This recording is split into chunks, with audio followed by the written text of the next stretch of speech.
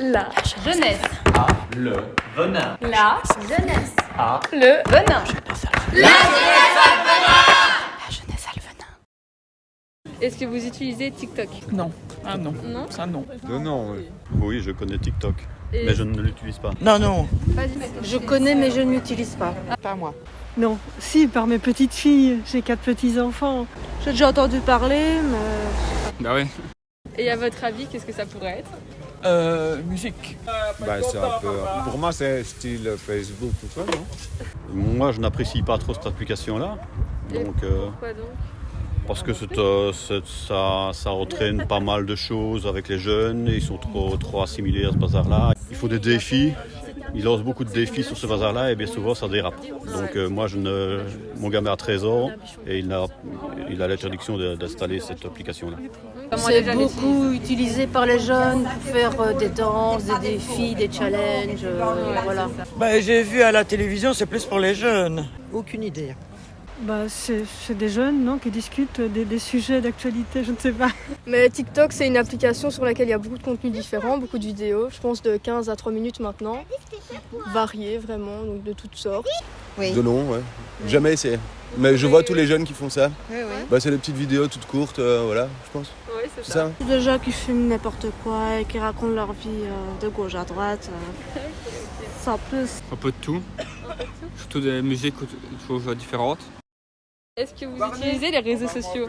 Très peu. Non, pas trop. Juste ce qu'il faut. Non, pas des masses, non. Oui. Bah oui. Non. Oui, quand même. Ah non, Non, pas juste, Facebook. non, Facebook juste. Facebook un tout petit peu pour moi. Ouais, de manière régulière. Et pour toi, il y aurait quel danger dessus? Mais enfin, la pédophilie déjà, il y a parce qu'il y a des jeunes filles mais de 9-8 ans qui y sont et qui du coup font des vidéos, vous voyez, un peu dénudées, enfin comme des petites filles qui sont habillées en bikini ou des trucs ainsi. Et je pense que c'est un peu malsain pour les vieux hommes ou les vieilles femmes un peu attirées qui regardent. Est-ce que tu utilises beaucoup les réseaux sociaux? Ouais, j'utilise beaucoup les réseaux sociaux. Oui. Oui, quelques-uns. Oui. Est-ce que tu as TikTok? Ouais, je l'utilise beaucoup. Oui. Oui, j'ai TikTok. Oui aussi. Et est-ce que tu peux nous dire qu'est-ce que c'est TikTok? C'est un réseau social où des gens peuvent faire des vidéos courtes, longues, de n'importe quoi, tout ce qu'ils veulent. C'est un réseau social en fait où tu peux poster des vidéos. C'est un site sur lequel il y a des vidéos que je trouve plus ou moins drôles. C'est une application sur laquelle on peut voir un court moment de vidéos drôles ou... Combien de temps passes-tu sur cette application par jour? Beaucoup, 2 à 3 heures par jour. 1 heure jusqu'à 5 heures. Plus ou moins 2 heures. 30 minutes.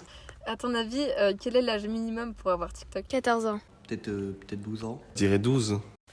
Ah, les vieux qui ne connaissent rien à la technologie. Et les jeunes, eux, qui sont des professionnels, sont un peu les CR7 de TikTok après tout. C'était un micro-trottoir présenté par Aoui, Alicia, Miora, Lindsay et Gaël. Maintenant, je vous laisse avec le billet d'humeur présenté par moi-même, El Famoso Julien. Bel bonjour à toutes et à tous et bienvenue dans votre émission radio préférée, La Jeunesse a le venin, une émission dirigée par la Maison des Jeunes de Banneux. Pour commencer tout en beauté, cet épisode est en lien avec les réseaux sociaux et nous allons plus précisément parler de TikTok. Ce réseau social qui est surtout utilisé par les jeunes, mais parfois on peut trouver des milfs qui dansent ou des vieux qui se cassent la gueule dans les escaliers. Malgré toutes les conneries que l'on y trouve sur ce réseau social, est rempli d'enfants qui n'ont pas du tout l'âge d'y être, entre 8 et 11 ans. Ou même parfois des gosses de 6 piges. Il est donc rempli de personnes mal intentionnées. Alors s'il vous plaît, ne laissez pas votre gamin de 6 ans faire des games de Fortnite sur TikTok. Et oui, je te parle bien à toi Gérard là. Enlève Jérémy des jeux et allez faire un foot, bon Dieu. Maintenant, je vous laisse avec l'interview de Lucas Litvay, un TikToker liégeois de 1 million d'abonnés. Une interview présentée par Lucie Dirks et Solène Bouclé. Salut, je m'appelle Lucas, j'ai 20 ans, je suis créateur de contenu sur TikTok. Mon objectif c'est de devenir acteur, donc d'aller loin dans ce domaine-ci. Est-ce que tu as donné envie d'influencer? D'influencer, pour les réseaux sociaux, ça a toujours été un objectif depuis tout petit. À quel âge as-tu commencé à faire des TikTok? J'ai commencé il y a 6 mois environ, oui. Et j'avais commencé en tant que danseur sur TikTok, parce que j'avais pas vraiment pensé pour les POV et développer ma passion là-dessus. Et puis quand j'ai commencé il y a 4 mois, tout ce qui est POV, acting, etc., là ça a pris beaucoup plus ampleur. Est-ce que ça a changé le cours de ta vie? Carrément. Ça a changé tout. Quand je sors de chez moi, c'est plus pareil. Je me sens un peu plus observé à droite et à gauche. Justement, l'influence que tu viens de parler, est-ce que ça dérange ta famille que tu aies cette ampleur-là, ou même est-ce que ça a chamboulé un peu ton quotidien avec ta famille? Avec ma famille, pas grand-chose, juste un tout petit peu. Peut-être j'étais moins présent pour les réunions de famille ou pour les repas en famille. Ma mère, ça elle le voyait, elle n'aimait pas trop. Mais en fait, le problème, c'est juste que ma mère, en fait, elle comprend pas bien la valeur des réseaux sociaux. Donc, je dédie beaucoup plus de temps sur les réseaux que pour la famille, ce qui est une erreur, probablement, mais c'est mon choix. Et si c'est une erreur, ben, je tomberai et je me relève, c'est comme d'hab, quoi. Mais si, ça a eu un impact sur ce point de vue-là, mais pour le reste, non. Et est-ce que tu es rémunéré pour ce que tu fais? Rémunéré sur TikTok, en tant qu'influenceur, est-ce que tu es rémunéré? Sur TikTok, ici en Belgique, c'est le seul pays qui n'est pas rémunéré, donc c'est un peu chaud. On est juste rémunéré au niveau des lives, donc les gens nous envoient des dons, et là ça nous permet de toucher un peu de fonds créateurs, qui n'est pas beaucoup du tout. Mais maintenant il y a les autres réseaux où tu déplaces tes abonnés et ta communauté, sur YouTube, sur Instagram, et là tu peux créer des partenariats, etc. Et c'est là que tu gagnes un fonds, quoi. Est-ce que tu as un travail à côté? Un travail à côté, non. D'ailleurs, si j'avais un travail à côté, je ne pourrais pas dédier tout mon temps sur les réseaux sociaux, ce qui est chaud aussi. Donc, je préfère complètement me dédier là-dessus et pas avoir de second travail, quoi. Mais du coup, tu passes plus ou moins combien de temps par journée, par exemple, pour te faire une bonne vidéo? Une bonne vidéo avec la qualité que je veux, surtout que mon caractère, c'est un peu... Je veux vraiment tout qui est parfait, tu vois. 2 bonnes heures pour une vidéo. Quel public vises-tu avec tes vidéos? Je vise le public le plus jeune, c'est le plus influençable, c'est mignon, ils sont actifs, ils sont présents, et j'aime bien donner le bon exemple et passer des bons messages. Donc c'est le public le plus jeune que je vise. Est-ce que tu as beaucoup de rencontres de fans, ou est-ce que tu aimes justement rencontrer ta communauté? Ah oui, j'adore rencontrer ma communauté. Quand je rencontre des abonnés dans la rue et tout, c'est vraiment un kiff, c'est énorme. Et beaucoup d'émotions en même temps. Et je rencontre beaucoup d'abonnés comme ça dans la rue. Genre, on me reconnaît, on me demande des photos, on me pose quelques questions assez basiques, tu vois. Et on me soutient à fond, donc ça fait vraiment chaud au cœur. Comment tu fais face aux critiques de personnes qui pourraient te critiquer? De base, j'ai un caractère assez sensible pour ça. Et au début, quand j'avais pas du tout l'habitude d'être critiqué, rabaissé sur Twitter, sur les autres réseaux. D'ailleurs, j'étais même pas au courant pour la polémique qui s'est passée sur Twitter. J'ai reçu tout d'un coup un boom sur mon visage, tu vois. Et j'étais en pleine dépression. Mais plus le temps passait, plus je me rendais compte qu'on peut pas plaire à tout le monde. Donc tu dois faire face à ça. Si tu acceptes la célébrité, malheureusement, tu dois accepter l'autre côté aussi des choses. Et maintenant, voilà, j'accepte les critiques. Est-ce que tu as un conseil pour les jeunes qui aimeraient se lancer sur les réseaux sociaux? Être soi-même, toujours. Ne pas montrer une facette de toi qui n'est pas réelle. Les gens, ils doivent t'apprécier et t'aimer comme tu es. Et justement, face aux critiques, ne jamais faire attention à tout ça. Parce que malheureusement, on a chacun nos défauts, nos complexes, etc. Et il suffit juste d'une petite critique qui blesse pour arrêter tout, alors que tu pourrais aller très très loin. Voilà. Ça va. Merci beaucoup d'avoir répondu à ma question. Merci à vous, avec plaisir. Lucas n'est pas le TikToker que je regarde le plus, mais l'interview était intéressante et je remercie les présentatrices pour cela. Maintenant, je vous laisse avec une autre interview, celle de Nathalie Polis, une neuropsychologue, présentée par Tony et Chelsea. Alors je vous laisse, bonne écoute et pas de cochonneries. Alors bonjour Nathalie, pouvez-vous vous présenter? Bonjour, donc moi je suis Nathalie Polis, je suis neuropsychologue. Je travaille au CHU de Liège, dans le centre de revalidation neurologique. Donc je m'occupe principalement de traumatismes crâniens sévères chez des adultes. Voilà. Alors voilà, pouvez-vous nous expliquer un peu c'est quoi l'addiction des écrans et comment on devient addict à cela? Oui. Donc une addiction, c'est quand la motivation d'une personne ne se fait plus que par un seul objet, comme l'alcool, comme la drogue, comme les jeux d'argent. Donc on parle d'addiction quand il y a 3 choses principales. Quand il y a une perte de contrôle, donc quand ce n'est plus une question de volonté de faire ou non une action.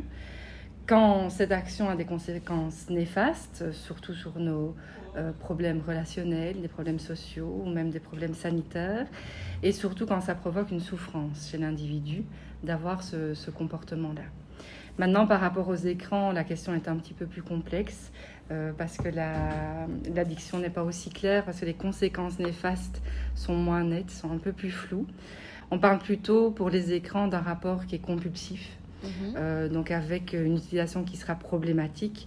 Et ça devient surtout problématique quand il y a une rupture des liens sociaux dans la réalité. Comment est-ce que ça se produit au niveau du cerveau? En fait, il y a 2 responsables de ça dans le cerveau. Il y a à la fois la dopamine, Donc il y a un neurotransmetteur, c'est un neurotransmetteur qui est responsable du plaisir, de la motivation, de l'addiction et qui fait partie vraiment du circuit de la récompense. Donc il y a cette dopamine et il y a aussi le lobe frontal qui régule vraiment toutes nos émotions, tous nos comportements et qui n'est mature réellement qu'à 20 ans. Alors après combien de temps d'écran on devient addict ou est-ce dangereux pour nous-mêmes? Alors ça dépend de notre âge. Donc on dit souvent que de 0 à 3 ans, il ne faut pas d'écran du tout. Et petit à petit augmenter après une demi-heure, 1 heure et maximum, on dirait maximum 2 heures d'écran par jour. Que se passe-t-il dans notre cerveau par rapport à la lumière bleue? Donc la lumière bleue, c'est une lumière qui vient des écrans et qui va générer dans notre cerveau la mélatonine. Donc la mélatonine, c'est une molécule qui est présente dans le cerveau et qui va faire croire à notre cerveau qu'on est en plein jour. Et donc forcément, si notre cerveau pense qu'on est en plein jour, il va réagir comme tel. Donc il va s'activer et il va surtout s'empêcher de s'endormir. Donc la lumière bleue, évidemment, est à éviter. Il y a des filtres de lumière bleue sur les GSM.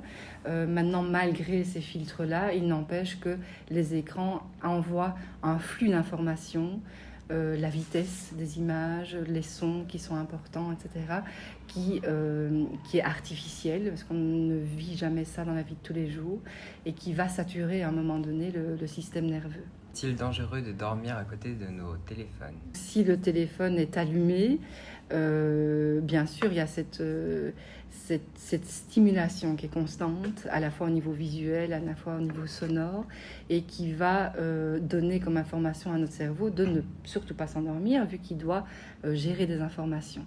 Si le cerveau pense qu'il doit gérer des informations, il va les gérer. Il ne va pas s'endormir. Donc effectivement, c'est relativement déconseillé de s'endormir avec un écran. Pour finir cette interview, quels conseils pouvez-vous nous donner pour diminuer notre temps d'écran? Je pense que le principal à faire, c'est de s'auto-questionner sur notre utilisation des écrans, d'avoir une propre réflexion sur soi-même. Si on a l'impression que cette utilisation est un peu excessive, un peu abusive, ou qu'on sent qu'on perd un petit peu le contrôle par rapport à cette utilisation, en parler avec des adultes pour pouvoir ne serait-ce que déjà poser les mots, mettre des mots là-dessus, voir un petit peu quels conseils on pourrait donner. Un petit conseil peut-être assez simple, c'est de supprimer les notifications. C'est-à-dire que comme ça, notre GSM, on est un peu moins esclave de notre GSM, on est un peu moins happé par des notifications qui s'allument tout le temps, et on peut plus choisir le moment quand on va vérifier un petit peu ce qui se dit sur nos réseaux, nos messages, etc. Ça, c'est un petit conseil peut-être pratico-pratique qui peut être intéressant. Bah voilà, merci et au revoir. Beaucoup. Avec plaisir. Une interview tout aussi intéressante. Et je remercie Tony et Chelsea pour cela. Maintenant, on va bien rigoler avec le billet d'humeur de Lucie Nicodème et Lucie Dirks. Eh ben, elle est partout celle-là. On me dit dans l'oreillette que je n'ai pas d'oreillette et que le billet d'humeur des deux Lucie sera plus sérieux que le mien. Enfin bref, je vous laisse avec leurs 12 voix. Salut les gars, c'est les Lucie. Comme vous l'avez compris, le sujet d'aujourd'hui c'est TikTok. Il y en a une qui n'a pas TikTok. Quoi? T'as pas TikTok? En tant que jeune qui n'est pas cette application, je me sens rejetée des groupes. Celle-ci étant fortement connue et utilisée par les jeunes. Il n'y a pas une conversation sans que l'on en parle, ce qui est handicapant pour s'intégrer. De plus, quand j'entends parler le nombre d'heures passées devant les écrans à cause de cette plateforme, ça me choque. Genre, il y en a qui passent 6 heures dessus. T'as pas de vie ou quoi? Et l'autre, qui n'est jamais sur son téléphone. Mec, je t'ai envoyé un message il y a 10 minutes et t'as même pas répondu. Avoir la pression d'être tout le temps connecté pour rien rater au risque d'être rejeté, ça m'épuise. Les gars, vivez votre vie, mais pas à travers vos écrans, ouvrez les yeux. On peut vous dire que c'est pas toujours facile, sachant qu'il n'y a pas tout le temps que du bon. Laissez-nous vous citer quelques exemples. Par exemple, le réseau pédophile. On trouve ça choquant de voir des filles de 11 à 12 ans à moitié à poil faire des danses sexy pour essayer de ressembler à leur tiktokeuse préférée. Genre, cette fille-là, ça peut être ta petite sœur. Tout le monde sait qu'il faut au minimum 13 ans pour s'inscrire, il y a plus d'1 milliard d'abonnés et pourtant tout le monde ferme les yeux sur la modification d'âge. Il y a aussi le harcèlement. TikTok, comme tous les autres réseaux sociaux, permet de continuer le harcèlement scolaire, mais à la maison. Cela s'appelle le cyberharcèlement. Cela peut engendrer de graves conséquences, comme le suicide de la jeune Maëlle qui avait à peine 14 ans. Il y a aussi les challenges. Les challenges, c'est une mode pour devenir populaire. On lance un défi qu'il faut essayer de reproduire au mieux, dont l'ombre challenge qui a fait polémique. Le challenge consiste à faire une vidéo de soi et quand le moment de la musique est venu, il faut se mettre en tenue sexy ou même nu, mais logiquement grâce au filtre qu'on met, on voit juste les courbes du corps. Seulement certaines personnes mal intentionnées ont réussi à enlever ce filtre et faire circuler les photos jusqu'en allant les diffuser sur des sites pornographiques. Bref, vous avez compris. Bien sûr, il n'y a pas que du négatif, mais il emporte souvent sur le positif à cause de son ampleur. Utilisez les réseaux sociaux, mais soyez toujours vigilants ou vigilantes. Voilà, c'était les Lucie. J'espère que vous avez apprécié notre billet d'humeur. Kiss! Parfait. En tout cas, c'est tout pour moi. Je vais enfin pouvoir aller dormir. Je vous laisse. On se retrouve dans le prochain épisode de La Jeunesse Alvenin. Bisous, bisous. Non, mamie, pour envoyer une photo, c'est là, hein. Putain, merde.